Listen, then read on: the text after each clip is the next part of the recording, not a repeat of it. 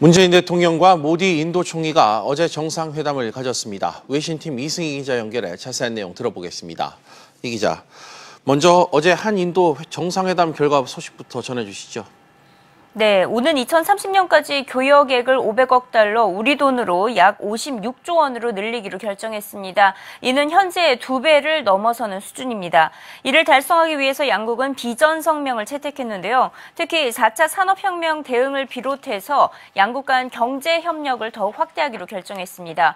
교류 활성화를 위해서 양국 정상의 상호 방문도 이뤄질 계획입니다. 관련해서 문재인 대통령은 지금이 한국과 인도의 특별 전략적 동반자 관계의 격상의 적기라고 말했습니다. 네, 양국 기업인들도 이 같은 행보에 적극 동참하기로 했다고요. 대한상공회의소와 인도 상의연합회는 CEO 라운드테이블을 갖고 양국 경제 협력을 확대하기 위한 공동성명을 발표했습니다. 공동성명에는 특히 신규 기술 공동 프로젝트 추진이 가장 눈에 띄었는데요. 로봇과 인공지능, 사문 인터넷 등 첨단 기술 산업에서 협력을 하기로 결정했습니다. 다음 소식도 짚어보죠. 국제유가 오름세가 계속되고 있습니다. 여전히 이란 석유를 둘러싼 그 불확실성이 제거되지 않고 있다, 이런 분석이 우세하죠. 네, 이란 국영 석유 회사는 미국 정부가 11월부터 이란의 원유 시장에 제재를 가하게 된다면 이란의 원유 수출량이 지금보다 20% 수준으로 떨어지게 될 것이라고 내다봤습니다. 이란은 현재 하루 평균 220만 배럴을 수출하고 있는데 제재로 인해 50만 배럴로 뚝 떨어질 것으로 내다본 겁니다. 이란산 석유는 우리나라를 포함해서 중국과 인도 등에서 주로 수입하고 있는데 미국은 이 같은 동맹국들에게 이란 수입을 중단할 것을 촉구하고 있고요.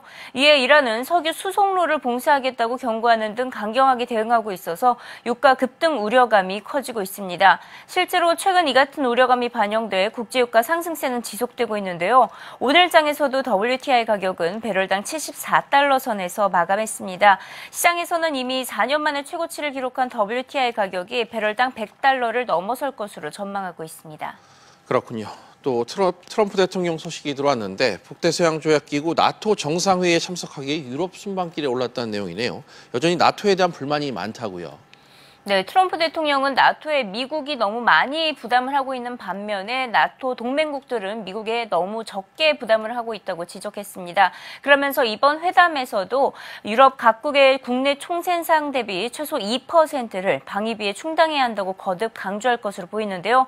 이를 해결하기 위해서 내놓은 카드가 관세 등 무역 장벽이었죠.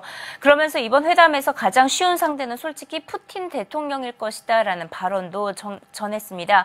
적인지 친구인지 당장 말할 수는 없지만 그는 내 경쟁자라며 일단은 우호적인 제스처를 취했는데요.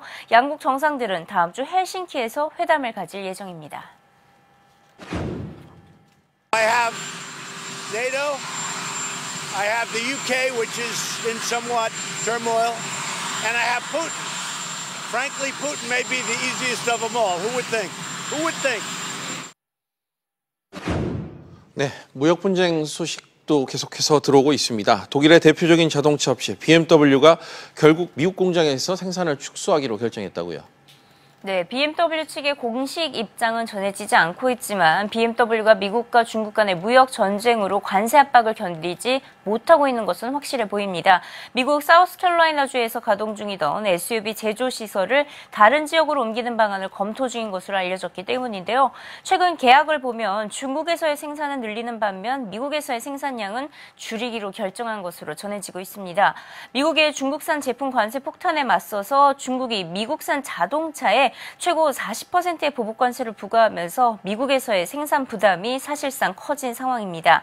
BMW가 미국에서 아예 철수를 하는 것인지 아니면 생산량을 일부 줄이는 것인지는 아직까지 확인되지 않고 있습니다.